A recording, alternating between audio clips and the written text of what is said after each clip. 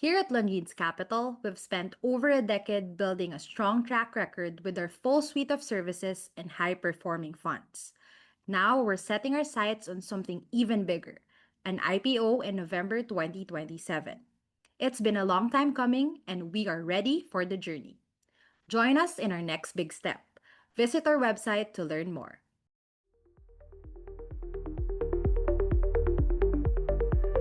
Hi, I'm Mel Lopez, Chief Economist for ASEAN. And I'm Peter Lundgren, founding CEO at Lundgren's Capital. This is Sound Economies with Mel and Peter, a weekly East meets West podcast by Longines Investor Insights. Join us as we dissect the biggest and most interesting news on economies, financial markets, and central banks globally. Welcome to the show. Hi, Peter. How are you this week? What's been keeping you busy? Hi Mel, I'm doing good. And yeah, we are busy. Typical things. Also, our investments, and we're looking into new investments, in particular for our defense fund. And yeah, all these kind of things. Conversations, of course, with investors still about what to expect for 2026 and how to maybe reorganize the portfolios. So these are good things. And what about you, Mel? What are you up to? Well, we are starting the year with preparations for new magazine issues and Yeah. possibly very soon a new magazine as well. So exciting times. Of course, these will support our investor insights and the way we assess our positions across markets. So exciting Mm. time as well for our team. And that's what's gonna keep us occupied in the next few weeks.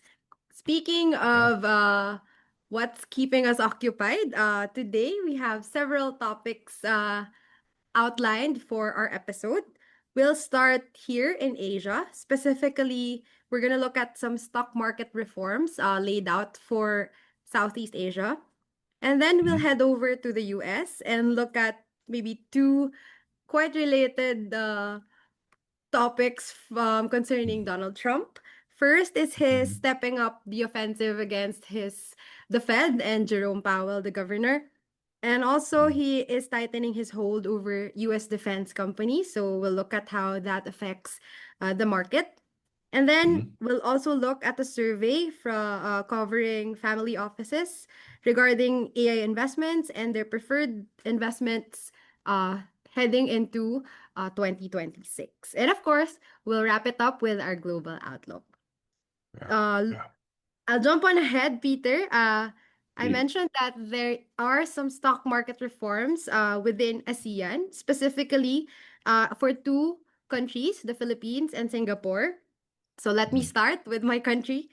And ASEAN in general is trying to attract more listings this 2026. Mhm. Admittedly, we are lagging behind Hong Kong and India as Yeah. preferred stock market locations for new listings. Mhm. For the Philippines, we just had two IPOs last year. The Philippine Stock Exchange is trying to get four this year. So Mhm. that's very, very small compared to other markets. But the strategy that they're looking at to attract more listings is to reduce the minimum public float requirement.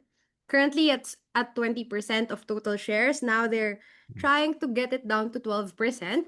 And that is Mhm. expected to usher in quite a big IPO from one of our financial companies here. So it's called the e-wallet is called Gcash. It's kind Mhm. of like the Venmo equivalent locally. It's been trying to get listed in the last, I think, 3 years, but they haven't really pushed through. And maybe they're hoping this will be the push that it needs to get on board. But then again, you still need at least three more companies to hit that four IPO goal for the year. Yeah. Net foreign selling has prevailed over the past few months. And I think, Mhm. though, that the issue here, at least for the Philippine market, it remains largely reputational. There is a confidence issue right now regarding governance in the country. We've talked about Mhm. that in past episodes, especially with the flood control corruption concerns. Mhm. Of course, you don't want to be exposed to that kind of a regulatory environment or a question of where taxpayers' money are going. So that is something that's not exactly addressed by that public float adjustment. And then heading over to our neighbor, Singapore, they're taking a different strategy. This time, they're trying to offer a 2-for-1 kind of listing. If you're big enough as a company, you could actually list in Singapore and on NASDAQ in the US in one go. So Oh, wow, that's very attractive. That's a very efficient way to be able to tap two capital markets in one listing. But yeah. the requirements are very stringent. It's very selective. It's only reserved for what analysts consider to be a level accessible for like only 8 or 10 companies in terms of size. So they're really Oh, after quality here. I mm, guess they're conceding in a way the volume to like Hong Kong and India, but they want yeah. large, small but big time listings to boost the Singapore exchange. The problem there with the Singapore market, or we're not exactly as excited with Singapore as the rest of the region, is yes, it's very prosperous, it's stable, but there is also some lack of diversity with the options there.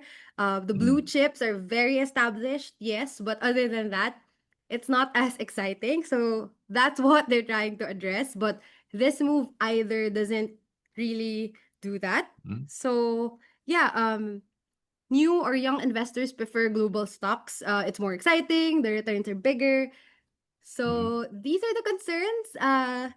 There is a lot more to do in terms of attracting more capital, more players in the ASEAN region, especially with the stock markets. But yeah, I mm. think it's good. It's a good thing to focus on quality right now. In the case of the Philippines, anything that would deepen access and available capital in the domestic market is welcome. So we're excited to see what will happen if the rules are relaxed. And yeah, we keep an eye out for that. Yeah, it's a truly interesting scene. Yeah, the market is lacking IPOs. As simply, there's a net outflow of listed companies, and it's a disaster for investors. Actually, it Yeah, might not be felt that, but all of a sudden they are simply true. There's not enough companies to invest in. yeah, But anyway, so it's good, and it is interesting to see the different pushes as as in terms of a number of IPOs. Still, yes, as you say, is low, but it's low almost across the whole globe.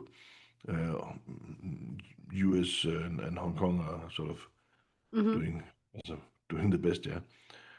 But it's interesting, and hopefully it will turn. But should the money burn in the pockets, then Long Queen's Capital, of course, have some alternative investment funds where people are welcome. And it is actually one of the reasons why alternative investment funds are growing, Right. because there's simply a growing number of companies that are not listed and that you need to approach via funds investing into non-listed companies. So it makes sense. But it's interesting for sure. Yeah, Mel, very interesting. Let's take the two Trump topics in one go, Peter. Yeah. So he's been accomplishing a lot in terms of picking new fights or restarting old ones. Let's go. Let's do first the his decision to like step up his attack on the Fed. This time by the U.S. government initiating a formal criminal investigation into what the supposed or alleged overpriced or delayed renovations at the Fed buildings. So at the heart of it is really Governor Powell and his very long demand for the Fed to cut interest rates to a much lower level. Of course, we are not born yesterday, and we know that this is, an escalated Mm, attack about really that demand. And of course, markets are jittery about it because it is an attack on the Fed and its independence. And that is very crucial at the time when the US economy is really becoming more complex, harder to to manage. Inflation has remained above 2%, even closer to 3% recently. Jobs are hard to come by. There is some increase in unemployment. Wages are not really catching up.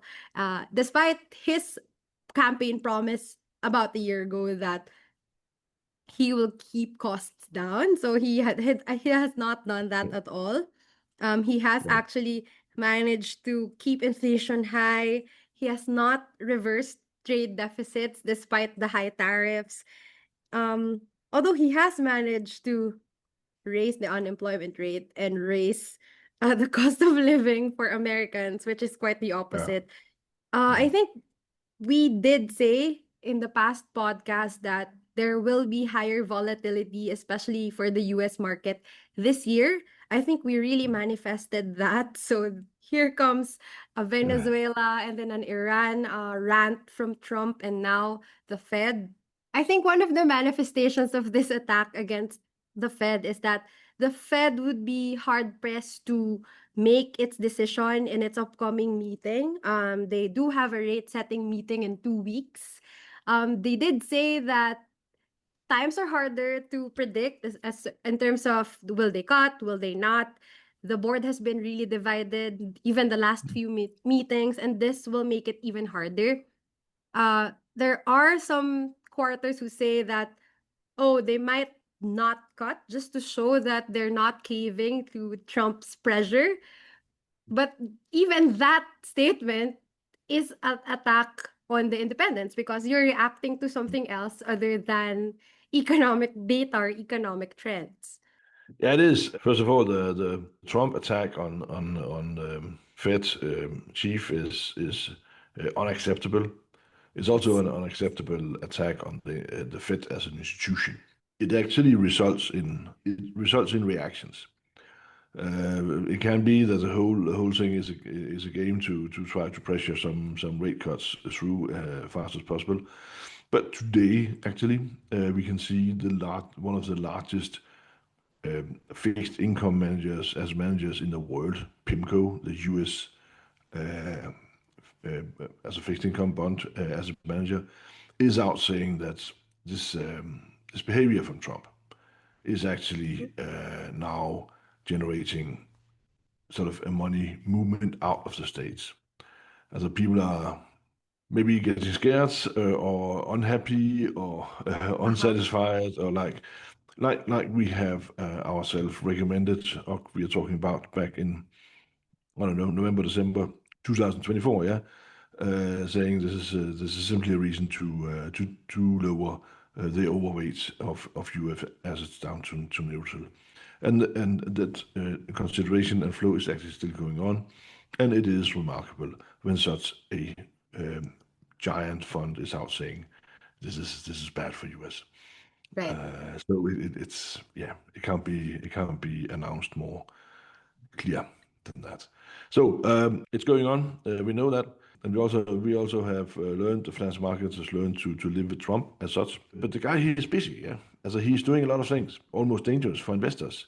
Is that we see more of the headlines, as we see more Venezuela and capturing some oil tankers and so. But Mm-hmm. during this week, U.S. President Trump, he actually dived very much into the details about the U.S. defense industry Mm-hmm. and came up with, we can't call them regulations, but it is one time his proposal to the Congress to increase the military spending with 50%, 50%. It's a lot, yeah. And the military budget in US is already significant. But he's also, and that is interesting, and that is of course interesting for investors investing into defense stocks and companies.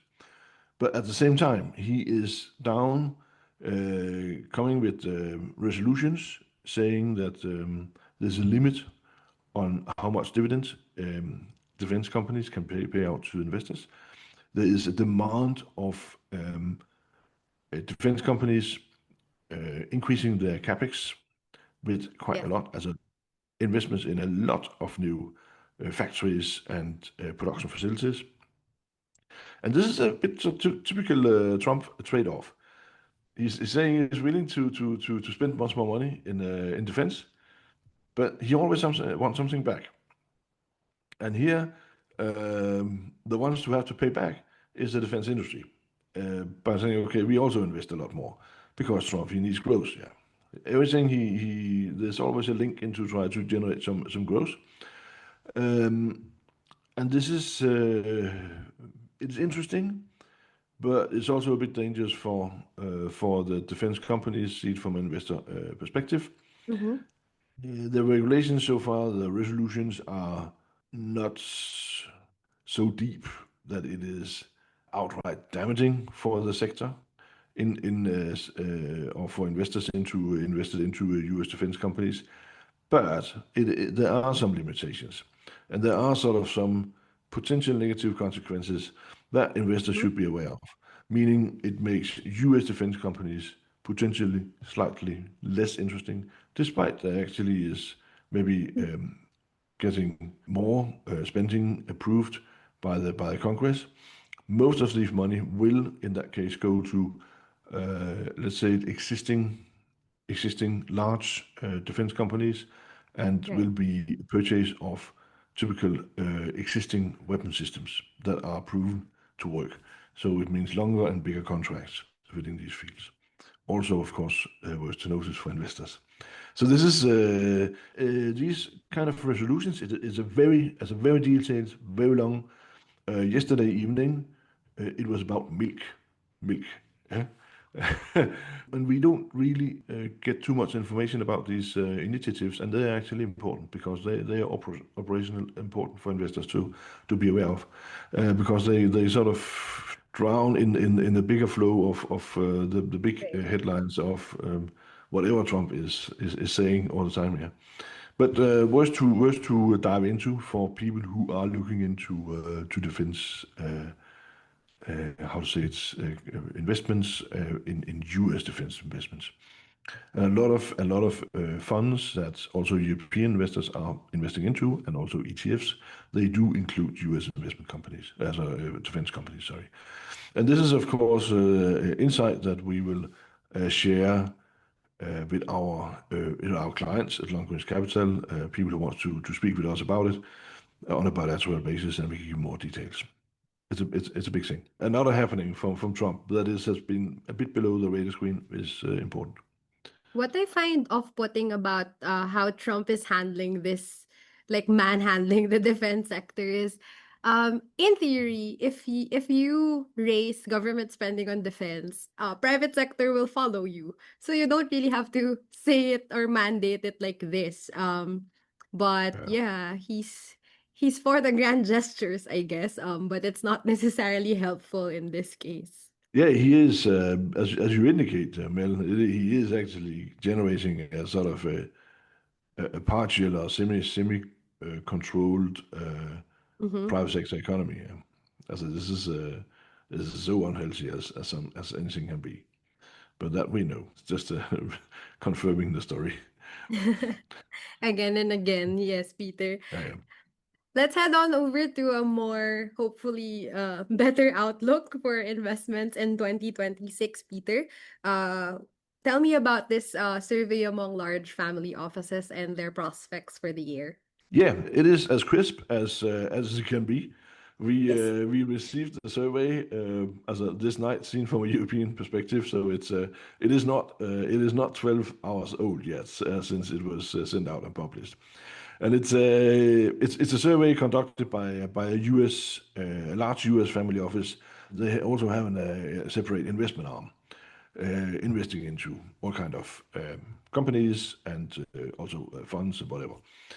And they send out this questionnaire, so to say, to Mm-hmm. their network, the people they know, every year. And yeah, Long Range Capital belongs to this network and the people they know. We've met them. We've had sort of a contact. No, there's no commercial interest in us promoting their stuff. But we have had a relation since many years, and we consider, as of the survey, it can never be representative. because we will not know what to measure against. But Yes. we consider the survey as okay insight and also trustworthy insight. And what they do is they've sent out a network 400 respondents, and as you say, it's predominantly family offices. It can also be investment boutiques. In their view, we are Longquays is seen as sort of an investment boutique. And Yes. if that was a label, we should increase our prices, yeah. But we are more humble. We call ourselves an investment house. All these good people from the network, and that also includes as a really large family office, a lot of large. It can be Mm-hmm. multi-billion US dollar family offices. They respond back, and the interesting thing about the survey is actually it's pretty short. There's a few questions, but Oh, there's no multiple choice. You cannot tick anything off, so you write back what you think, and but that also means they get 400 very responses tedious. back on each question, and that goes in all directions. So it takes time for them to conclude and digest. Anyway, it is always interesting because it is a closed survey. Only the respondents are getting access to this one, unless you ask for having access. You can. And again, this is something we in detail will share with our daily investors and whoever wants us to dive into this information together with them. But of course, one of the questions this year was about artificial intelligence, AI. Is that bubble or is it not? And then a second question was actually what people think about 2026. What are the investment themes, the preferred investment directions? But if we start with the AI that is Mm-hmm. on top of our mind every day almost, then there was some significance actually. What is interesting, and this is extremely interesting for investors I see as well, that a significant part of these investors, and they are all investing money, as it is real money they're investing, they prefer AI infrastructure rather than AI applications. So this is important to notice. Of course, infrastructure related to AI. This can also be power generation. It Oh, can be data centers. It can be related services. But all structures, there's also shortage of some kind of gas turbines right now, and that is because the energy consumption is all of a sudden getting higher. prepared to service these AI data centers. So all sort of related around AI infrastructure. More than maybe, in particular, what the people avoid is consumer-related AI applications as a sort of to retail business or whatever, so to end consumers. There are some applications these kind of investors would prefer still, and this is I will call it B2B business AI applications that are sort of they can solve defined problems. And it can be sort of deep workflow integration. So all this that we as human people, we have beings, we have difficulties To to do. capture this enormous data that is in deep workflows. It can also be to diagnostic different stuff, particularly within health, and Mm, again also a bit towards health, something like clinical documentation and other kinds of documentation work and all this stuff. That also is just maybe time consuming, a bit right. difficult, a bit heavy to handle. All these kind of things are still where I'll say there's an appetite among investors. But it is, as seen, very defined. And still, as people mention, the price has to be correct. And that is again Right. leading to sort of is the bubble or not. Actually, the majority says they don't see a bubble in AI right now, but they Mm-hmm. reckon that the prices are high. So but it's not overheated. It is not the general feeling, and that is interesting, of course. And then if we go into 2026, so just to take a few picks the long thinking about what people they expect to this year. Actually, one of the top picks is defense, and it's not only defense; it is defense technology. It is much less weapon, maybe some drones, but it is much more the technology part of defense sector. And there we can, of course, again, as I say, we are very much agree. it is also what we wrote back to the survey, so to say. So it's where our influence has paid out, and this is of course also what we replicate in our defense fund. Otherwise, robotics is still on the Uh-huh. agenda out there, despite there have been some setbacks here and there in the world actually. And then there's another fraction. There's actually up to 20% of people saying a theme for them in 2026, sorry, is actually to avoid AI and saying, okay, we do a non-AI portfolio, and that's interesting, yeah. The people going, how say, towards AI, the part is bigger. And then again, smart money point at data centers, and that means that if you dive into real estate, people are looking for real estate that is a data center for AI. That All right. is of the big data real estate sort of palette. These are what where people say the smart money are moving right now.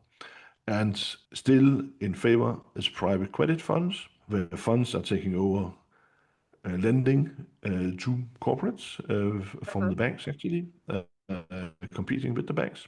And actually, some are still seeing investment into commodities, selected commodities as interesting, and that is indicating some out there. And when we're saying some, that means money, and that means a measurable percentage of Yes. investors are actually still looking into commodities, indicating that the inflation pressure is there and will sort of consist. Yeah.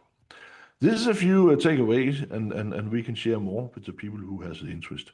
How do we feel about all these things? Does it scare us? Our sunshine outlook, Mel.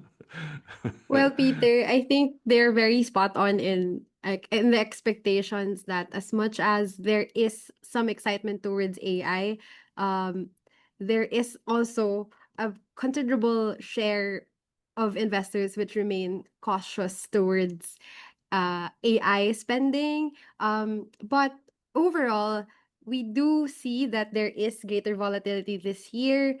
A lot of it, and again, Trump fueled, but it is not something that should have us running for the hills. We are not afraid of those disruptions, although we are very watchful of them and how it will affect the outlook for investments in the short run and in the long term.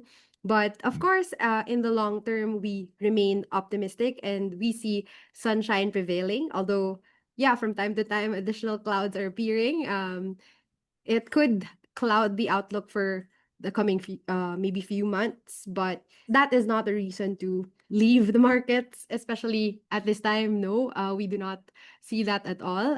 Especially for my region in Asia, there is still rapid and robust growth going on. So if one needs to diversify, it's really just to look for alternative locations where there is high growth and good growth prospects in the future and actually in the present and in the future. And of course, these markets, the emerging markets here, are an example of that, Peter. Yeah, so we are still confident.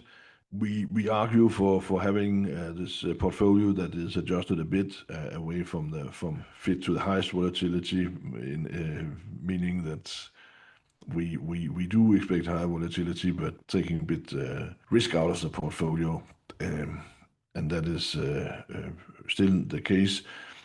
I do notice that as the market is still okay, they're confident, but I also notice that a lot of people are getting very positive on the stock markets, and a Mm-hmm. growing number of people are getting positive, and it works as long as the market is moving higher. But all of a sudden, it doesn't work any longer. And still, we would actually see it very healthy if the stock market went down 10%. That wouldn't scare us. It would just sort of clean up a bit and clean the air and make a good basis for further growth. But that's yeah, up to discussion. We will see what happens there. But as you say, generally we are still happy. Yes, Peter. That is our takeaway from this episode. We'll have more to discuss in our next one. But for now, we remain watchful as always. Thank you, Peter, and thank you to our listeners for tuning in. Yeah, thank you. Thanks for tuning in. We'll be on the lookout for market developments worth watching.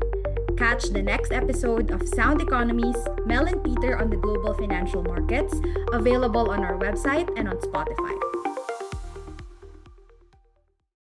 For expert insights on the go, download the Lundin's Investor Insights app for free.